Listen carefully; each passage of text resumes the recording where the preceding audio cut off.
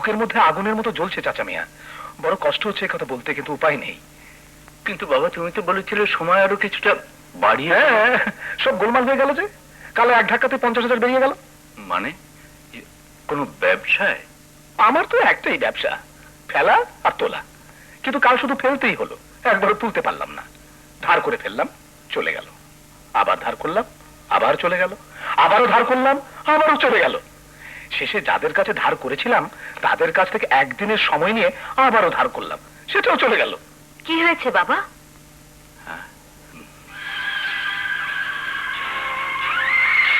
এখন কি করবে? বলতে বড় কষ্ট হচ্ছে, কিন্তু না বলে তো উপায় নেই। ভাবছি এই বাড়িটা বিক্রি করে টাকাটা শোধ করে দেব। কি বলছেন আপনি? অসুস্থ বাবার মাথার উপর থেকে এই শেষ আশ্রয়টুকু? তুমি ইচ্ছে করলে বাঁচাতে পারো। মানে? মানে পাওনাদারদের যদি বলি যে হঠাৎ করে আমার বিয়ে ঠিক হয়ে গেছে, তাহলে হয়তো ওরা না, মানে তোমার বাবার কথা ভেবেই বলছি। বাড়ি ছাড়া হয়ে এই শরীরে গাছতলায় গিয়ে দাঁড়ালে, দেখো আমি তো আর নিজের ক্ষতি করে তোমাদের উপকার করতে পারবো না। হ্যাঁ, তাই বলছিলাম তুমি যদি বিয়েতে রাজি হয়ে যাও। বেরিয়ে যাও, বেরিয়ে যাও এখান থেকে। যাচ্ছি, তবে মনে রেখো আমার দলিলটা পাকা দলিল। মেয়াদ শেষ হয়েছে, কালই দখল নেব। সাদেক, সাদেক শোনো বাবা। সাদেক, বাবা, বাবা, সাদেক, বাবা, বাবা থামো, থামো। একটা ব্যবস্থা হবে, কিন্তু মা, সব ঠিক হয়ে যাবে।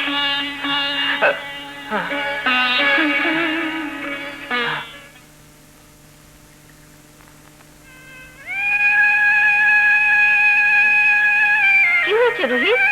তোকে এমন লাগছে কেন? আয় ভেতরে আয়।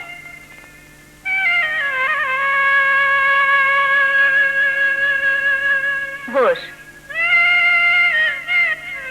তোর বাবার শরীর ভালো তো? জি ভালোই। বাবা ভালোই আছেন। আমি অন্য একটা মানে। কি আশ্চর্য, এমন করছিস কেন? নিশ্চয়ই কিছু একটা হয়েছে। কি হয়েছে বল তোমা? কি বলবো, কিভাবে বলবো যে কথা রাশেদকে কখনো বলতে পারেনি? বেগম সাহেবা, আসসালামু আলাইকুম। ওয়ালাইকুম সালাম। কি ব্যাপার ম্যানেজার সাহেব? জি, মানে কোনো অসুবিধে নেই, আপনি বলুন। বড় মুশকিল হয়ে গেল বেগম সাহেবা। ছোট সাহেবের চিঠি এসেছে, বিদেশি ছাত্রদের জন্য নাকি কসল মানি জমা দিতে হয়। এছাড়া সেশন চার্জ মিলিয়ে প্রায় 35,000 টাকা আজকালের মধ্যেই পাঠাতে হবে। এদিকে ক্যাশে তো একেবারেই টাকা নেই। তাই তো, যাওয়ার আগে এত কেনাকাটা, তারপর যাওয়ার খরচ, সব মিলিয়ে হাতটা একেবারে শূন্য। তা ধরুন কয়েকটা বাড়ি ভাড়া ছাড়া তো আয় তেমন কিছুই নেই। সেও তো মাস শেষ না হলে পাওয়া যাবে না। বড় চিন্তায় পড়ে গেল। ছেলেটাও এমন, আগে থেকে সব খোঁজ খবর নিলে তৈরি হয়ে যেতে পারতো। এখন হুট করে এতগুলো টাকা। একটা কাজ করুন, জি। সওদাগর সাহেবের কাছে গিয়ে দেখুন। জি, আচ্ছা। যদি 1030 টাকা ধার দিতে রাজি হন। আমি দেখছি। দেখ তোমা, এখন হুট করে এতগুলো টাকা জোগাড় করা কি সহজ কথা? ও হ্যাঁ, তুই যেন কি বলছিলি? যে আমি? না কিছু না, মানে এই কথাই। ও আমাকেও চিঠি লিখেছে তো। দেখ তোমা, তুই আমার অবস্থা জানিস, তাই এত টাকার কথা বলতে সংকোচ করছিলি। আর ও এবারই ছেলে হয়ে বোঝে না মায়ের হাতের অবস্থা কি। আমি এখন আসি মা। সে কি, এসেই চলে যাবি? হ্যাঁ, বাবার শরীরটা, মানে বাবা হঠাৎ উত্তেজিত হয়ে পড়েছিল কিনা, মানে হঠাৎ হঠাৎ বাবার যা হয়। আমি আসি মা।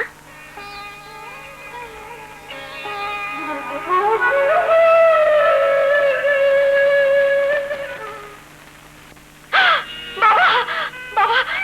এই যে মেয়ে, বাবাকে এই অবস্থায় ফেলে কোথায় গিয়েছিলে?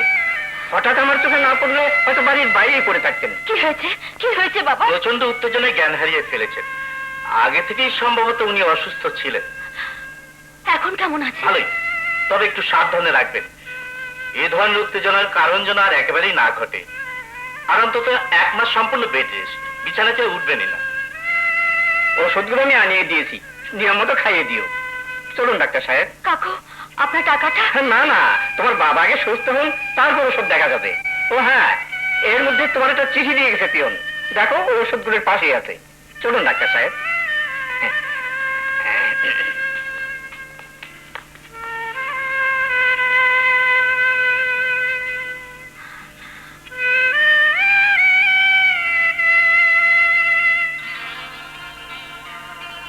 আমার দলিলটা পাকা দলিল, মেয়াদ শেষ হয়েছে, কালই দখল নেব। তোমার বাবার কথা চিন্তা করেই বলছি, তুমি ইচ্ছে করলেই বাঁচাতে পারো। তুমি যদি বিয়েতে রাজি হয়ে যাও,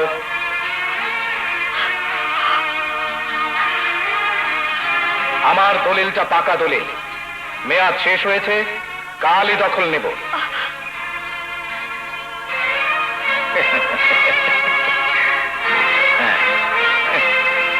যাও যাও, রূপের পশা সাজিয়ে পথে পথে ঘোরো। বুড়ো বাপটা মরে গেলে আরো সুবিধা হবে। Shut up!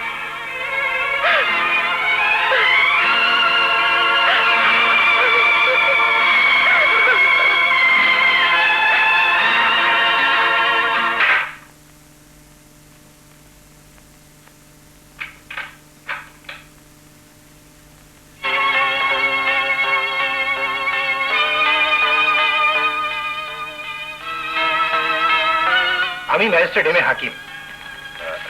এটা আদালতের নোটিশ, 2 ঘন্টার মধ্যে আপনাদের বাড়ি খালি করে দিতে হবে। সাদেক সাহেব,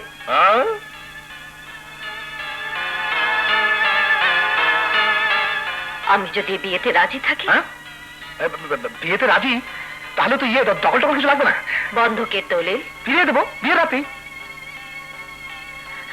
ধারের টাকা মানে তামাদি, মানে পরিশোধ হয়ে যাবে বিয়ের সাথে সাথে। ম্যাজিস্ট্রেট সাহেব শুনছেন? জি। আপনি সাক্ষী থাকলেন। জি।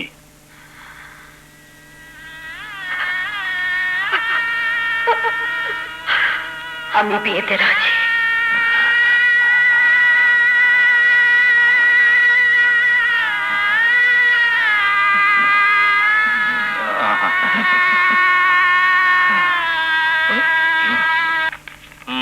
খুব ভালোভাবে আটকানো আছে, বেরিয়ে যাবার কোনো ফাঁক নেই। আপনি কি ফাঁক রেখে কাজ করার লোক সাদেক আলী সাহেব? দলিল অনুযায়ী মেয়াদ পার হবার পরদিনই আপনি ও বাড়ি দখল নিতে পারেন।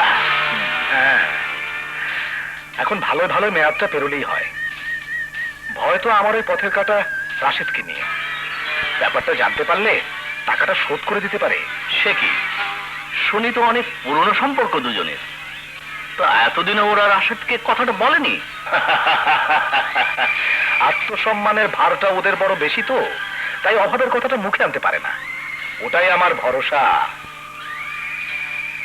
একটা বিলেত চলে গেলেই বাঁচি, তারপর দেমাগ ভেঙে পায়ের তলায় ফেলে। কার দেমাগ? কার আবার? আমার পরম শ্রদ্ধেয় চাচা মিয়ার মেয়ের। ও ফুস। গায়েব, পথের কাটা গায়েব। আরে গায়েবের খবর তো সেই 3 মাস ধরেই শুনে আসছি। না, এবার সত্যি সত্যি ফুস। তা বাড়ির দলিলই বা কবে নেবে, আর আমার টাকাই বা শোধ করবে কবে? আরে তোমার টাকা? টাকা দিয়েও শোধ করতে পারি, আবার টাকার চেয়ে দামি জিনিস দিয়েও শোধ করতে পারি। একটু সবুর করো, মাত্র 10টা দিন। ঠিক আছে ঠিক আছে, শো। হ্যাঁ,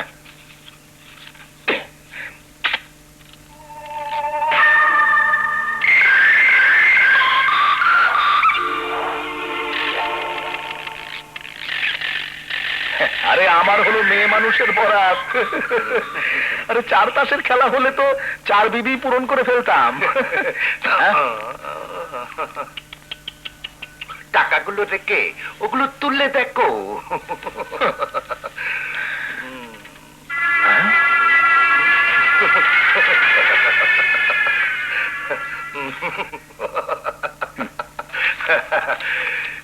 তোমার হাতে 4 বিবি এলে আমারও 4 টাকা রেডি থাকতো। তা 3 বিবি তো পেলে, 4 নাম্বারটা কোথায়?